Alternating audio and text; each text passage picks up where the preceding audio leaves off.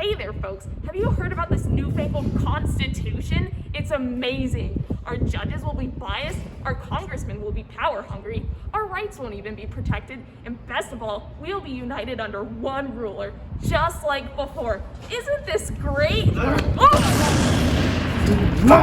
Listen to this idiotic Federalist. The Constitution is a bad idea. Federalists don't understand that Americans are power hungry. No limits on re-elections allows for Americans to have power for long periods of time, which they will abuse for sure. There has to be frequent elections and have new candidates every few years so the country isn't stuck with a bad representative. They also think that one person can accurately represent 30,000 people with differing opinions. This idea will never be able to work. It's also designed in a way where only the rich can run, meaning that they won't be a true representative of the community. It is essential for smaller groups of people to be representative, with a true representation of the region, not just the rich. Following that, the idea of having a president is just a disaster waiting to occur. The proposed constitution creates an arbitrary aristocracy, along with the worst characteristics found within the British monarchy and the royal governors. This so-called president will influence the people to flatter him, and then continue to further take control of them. The idea of the presidency is a threat to the rights of individuals due to the great possibility of the president becoming a king. As stated by the illiterate Federalists, having a single person in power is much stronger than having plural executives in power. Although this is not true, it is far too powerful of a job for one person to rule over the entire population. It is too much to handle. Speaking of power imbalances, this Constitution wants to give judges power for life. For life! And sure, the Federalists argue that it's fine because they can be booted out for bad behavior.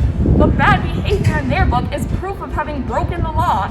In such a position of power, they could cover their tracks no sweat. Not to mention, these judges are easily susceptible to bias because they have to conform to the views of those who elect them into office, the president, and their senate. So once they're here, there's no going back into their old and gullible and eventually die.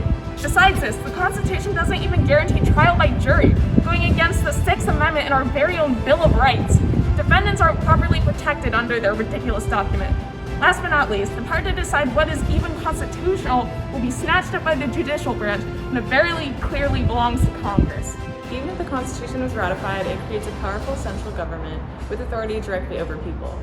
This means we require a document to protect our rights. Those Federalists believe that the Bill of Rights is unnecessary and assume that their rights are simply given to them without any official statements. They are extremely naive. The lust for power is inevitable for all office holders and will threaten the basic rights of American citizens. Without a Bill of Rights, basic liberties for the people would be in danger. People are free by nature, but in a society, some of those freedoms are yielded for the so-called common good.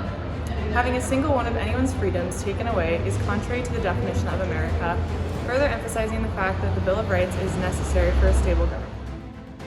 Everything the Federalists advocate are all ludicrous and will damage everything America stands for. If you think being stripped of your freedom is fine, then go ahead. Walk blindly with those Federalists. But if you want to keep America free, then come and join the Anti-Federalists. We Anti-Federalists will do anything to maintain the freedom of the people of America.